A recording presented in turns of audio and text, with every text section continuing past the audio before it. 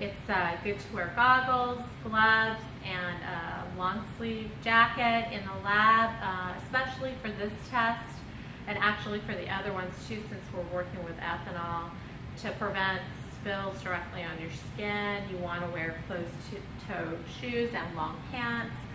You don't always need to wear long sleeves, but for this test, it's a good idea to get into this garb. So for our 4 tests, we have a lot of things to set up. I like to have a nice, clean working surface.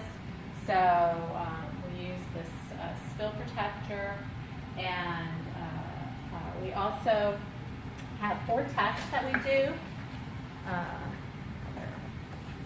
2 in 1 here. So these are hot kit tests for nitrate, ammonia, and 2 types of phosphorus, the inorganic and total phosphorus, which includes organic. And so the cool thing about these tests is that they, if you move back, the spectrophotometer, which is this guy here, the DR300, reads a barcode, so I feel like I'm in the grocery store, on each of the test kits. And you can see in this test that there's some reagent in the bottom of the test tube, and so we have 2 types of reagent that are used across the 4 tests. One is a dry type of reagent, which may or may not be in the cap.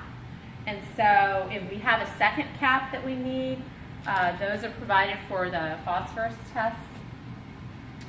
And the other is this liquid reagent, which is either going to be in the vial itself because it's the first reaction that needs to take place, or you may have some liquid reagent in a smaller container that you can pipette out. And so I've organized my tests. We do all 4 for each site, sort of 1 week at a time, so everybody gets to rotate through in the lab and everybody gets to do chemistry.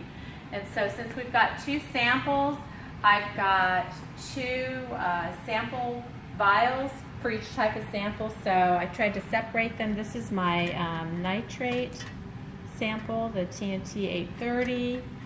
This is my ammonia sample, the TNT 835. And then I've got my phosphate, my orthophosphate and organic phosphate samples, and then my total phosphorus samples, which are actually the same vials. We just will have more steps for the total phosphorus. I wanted to get your eyes onto the total phosphorus digester, the DRB 200. And so we need to cook our samples for an hour at 100 degrees C after we've done some initial processing on them. And so we've already got this guy warmed up. We stick the vials into these test tube holders, and they're heated to 100 degrees C, and then we just let them sit for an hour and digest.